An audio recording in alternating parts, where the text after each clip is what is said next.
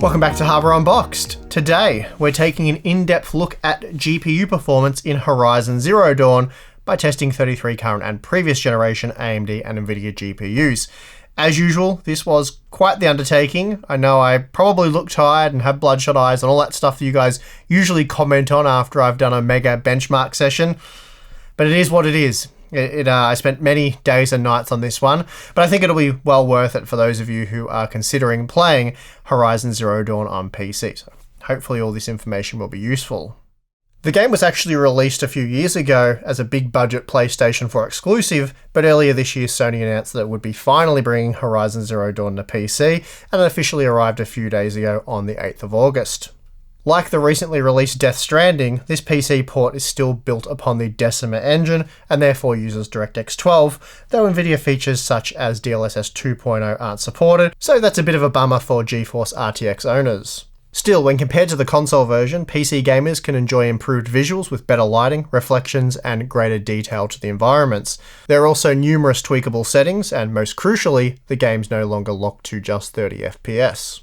All that said, what exactly does it take to play Horizon Zero Dawn at 60 FPS or better on the PC? Well, today we're going to find out. And as I said, we'll be testing 33 GPUs, and we'll be doing so at 1080p, 1440p, and 4K using both the Ultimate and Original quality presets, also known as Ultra and Medium. For all of the testing in this video, I'll be using the built-in benchmark, as it seems to be fairly representative of the kind of performance you'll actually see in-game. So that makes it a pretty good GPU benchmark, though I'm not sure I'd actually use it for measuring CPU performance, but that's not something we have to worry about for today's video. The built-in benchmark runs for about 3 minutes, and I'm reporting the average from 3 runs. The latest AMD and Nvidia drivers have been used, and both claim support for Horizon Zero Dawn. Just lastly, all testing has taken place on our standard GPU test rig, which features a Core i9 9900K clocked to 5GHz, and now comes with 32GB of DDR4 3400 memory. Okay, let's jump into the results. Starting with the 1080p Ultimate quality results, we find for 60 FPS on average, you'll require at least a GeForce GTX 1070 Ti, while the GTX 1660 Ti and 1660 Super were just a few frames slower. The real standout here though is the RX 5600 XT, averaging 73 FPS, and that placed it roughly on par with the likes of the RTX 2060 Super and RTX 2070, which really is a stellar result. Then pushing even further ahead, we find the RX 5700 with an average of 84 FPS, and that places it alongside the likes of the GTX 1080 Ti and RTX 2070 Super. Then we find the 5700 XT beating the 2070 Super by a 5% margin, which is something we've only seen previously in a handful of games, so another very impressive result for AMD's newer Navi-based GPUs. Then as we look more towards the bottom of the graph, we find some pretty disappointing results from parts like the GTX 1060 6GB and RX 580, rendering 44 and 45 FPS respectively. But as disappointing as those results are, they pale in comparison to what we see with Vega 56 and 64. Here they're only able to match the likes of the GTX 1650 Super, RX 580 and 4GB 5500 XT. Pitiful performance really from those older, very power-hungry GPUs. I'm not 100% sure what's going on here, but you have to think AMD is yet to optimize performance for the Vega GPUs, instead focusing their attention on the newer Navi architecture, so hopefully we do see these results improve shortly. For those of you wanting to game at 1440p with 60 FPS, you have very few options. Ideally, you're going to want at least a Radeon RX 5700/5700 XT or a GeForce GTX 1080 Ti. The RTX 2070 Super also does okay, at least relative to the surrounding GPUs, averaging 68 FPS. The RTX 2080 Ti though is unsurprisingly in a league of its own, spitting out 89 FPS on average with a 1% low of 71 FPS. The more mid-range GPUs like the 5600 XT and RTX 2060 do reasonably well, and although they fell short of 60 FPS on average, the game was still very playable. Generally, I find the gaming experience enjoyable enough at around 40 to 50 FPS on average, but dipping below 40 FPS feels, well, horrible in my opinion, and this means for GPUs such as the 5500 XT and 1650 Super, I'd want to reduce the quality settings or resolution. Then, for those of you wanting to game at 4K with all the eye candy turned up, it's basically the RTX 2080 Ti or RTX 2080 Super. Below that, the experience isn't going to be great, and you're best off lowering the quality settings or resolution.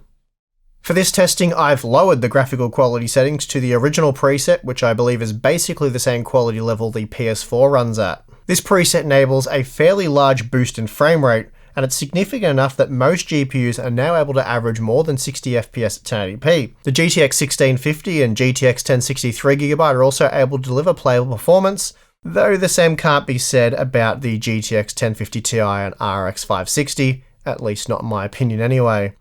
For 1% low performance to reach 60 FPS, you'll require an RX 590 or GTX 1070, so a pretty impressive result there for AMD. That said, the Vega 56 and 64 GPUs did even worse relative to parts like the RX 580 and GTX 1060 with the original or medium quality preset. So, for highly playable performance under these conditions, you don't require anything too extreme for a 60 FPS experience. However, for those wanting to target the 1440p resolution, you will need quite a bit more horsepower for a 60 FPS experience. Here we're looking at a GTX 1660 Super or Radeon RX 5600 XT. Then, if you want to keep the 1% low performance above 60 FPS, you require an RTX 2070 Super or RX 5700 series GPU. And as to be said, the AMD Navi based GPUs perform really well here, as does the GCN 5th Gen Radeon 7, which just edged ahead of the 5700 XT. Both match the GTX 1080 Ti and RTX 2070 Super, so again that is a stellar result, particularly for the 5700 XT, which costs quite a bit less. Still, despite that, it's quite clear that AMD still needs to work on their drivers, at least for some of the GPUs here. The Vega 56 and 64 performance is again just horrible. Shockingly, Vega 56 came in behind the RX 570, and this was highly repeatable. I tried multiple DDU fresh installs of the driver, but I was unable to improve performance of the Vega GPUs. And here we are once again at the 4K resolution, and this time with the medium quality settings we find a much healthier 72 FPS on average with the RTX 2080 Ti and 64 FPS with the RTX 2080 Super. The game was also relatively smooth down to the RTX 2070 Super and 5700 XT, though it was far from ideal and probably not the kind of experience you would want from GPUs of this caliber. Now, before wrapping up the benchmarks, here's a quick look at the preset scaling performance at 1080p with the 5700 XT and RTX 2070 Super using the 4 available presets. Basically, both GPUs are evenly matched using all 4 presets. From the ultimate to favor quality, we see a rather large 27% performance uplift, and frankly, I couldn't really tell the difference between them. Then from favor quality to original, we see a further 12% performance increase, and then from original to favor performance, another 18% performance uplift. So the game does scale quite well, and as we just saw with the original preset, entry-level GPUs perform quite well at 1080p. Okay, so that's all the benchmark graphs out of the way. It's time to talk about the results and a bit more about the game, though as usual, this isn't a game review, so not a review of Horizon Zero Dawn. We're merely looking at it from a performance standpoint. Starting with the performance numbers just seen, I suspect that a lot of you gaming at 1440p who'd like to enjoy the game's detailed environments with maximum visual fidelity, you'll be disappointed with frame rates. For a 60 FPS experience, you'll require a $500 US Nvidia GPU such as the RTX 2070 Super, though from AMD you'll get away with a $350 RX 5700. Still, it is a shame to see the RTX 2060 Super and RX 5600 XT fall short of the 60 FPS target. Even at 1080p, you'll require a modern $300 US graphics card if you wish to see an average of 60 FPS. Parts such as the 5500 XT and GTX 1650 Super, they came up well short. The good news here being though, if you dial the quality preset back to the medium setting, the frame rates rise by a little over 40%. And now budget parts like the Radeon RX 570 are able to push over 60 FPS. Given that the visual difference between the Ultimate and original presets appear very minimal, I recommend you try out the lower tier preset if you're having performance issues. Something else I noticed that other reviewers have picked up on is that the game has an extreme demand for PCI Express bandwidth. Typically, you'll see a very minor drop in performance when changing the PCIe 3.0 bandwidth from ×16 to ×8, as typically 8 lanes provide even the RTX 2080 Ti with almost enough bandwidth. Generally speaking, you'll only see about a 5% drop in frame rate, with some of the worst examples I've seen in the 10 to 15% range. But with Horizon Zero Dawn, I saw performance drops of 20% or greater when switching the primary PCIe slot to the 8x mode in our Core i9 1900K test system using the medium quality preset. And this was seen even with parts such as the Radeon RX 5700. So this might be an interesting game to play around with PCIe modes and even test out PCIe 4.0 with the 5700 XT on our AMD system. It's also worth noting that despite the extreme PCIe bandwidth requirements, the game's not particularly CPU intensive. The Core i9 1900K, for example, only saw utilization peak around 50%, with typical utilization more around the 20 to 30% range. That said, I am yet to play right through the game, so there's a good chance we'll find a more CPU demanding section once we do. Still, although the sections that I've played through so far didn't heavily utilize our 9900K, we did at times see periods of noticeable frame stuttering.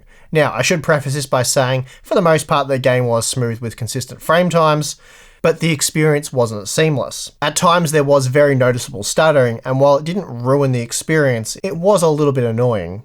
And the game is currently suffering mixed reviews on Steam, with many gamers claiming poor performance, which I can certainly understand. For example, we're using a high-end gaming system without anything installed in the secondary PCIe slot. We've got 32GB of low latency memory and an RTX 2080 Ti, and even then the experience isn't flawless. So without question the game still needs more work, and I suspect AMD and Nvidia also have a little more driver work to do as well. But our time with the game was anything but bad. The visuals are incredible, and as I said, for the most part the frame rates have been smooth. I've been playing at 4K with an RTX 2080 Ti using the Ultimate preset, and despite frame rates often hovering in the 50s, it's been a good experience. Also, as I said, you don't appear to be giving up much by dropping down to the original quality preset, and the 40% boost in frame rate is very noticeable. So for most of you, this is the quality preset I suggest you target. All that said, I'll probably wait for the game to be patched and for AMD and Nvidia to release another driver update before I add Horizon Zero Dawn to the list of games we regularly benchmark with. But for now, at least, it looks extremely promising. And that is going to do it for this one. If you've been playing Horizon Zero Dawn, please let me know about your experiences down below in the comment section. Very interested to hear from you guys regarding things like performance, did you see stuttering problems, all that kind of stuff. Anyway, let me know in the comment section below. And if you appreciate all the time and effort we put into our content here at Hardware Unboxed and you'd like to get a few extra perks, then check out our Patreon account. Link for that is in the video description. Monthly live stream, Discord chat, Q&As, behind the scenes videos, all that cool stuff. As I said, if you're interested, check it out. Link is in the video description. But other than that, not much more to say on this one. Just thank you very much for watching. I'm your host, Steve, and I'll see you again next time.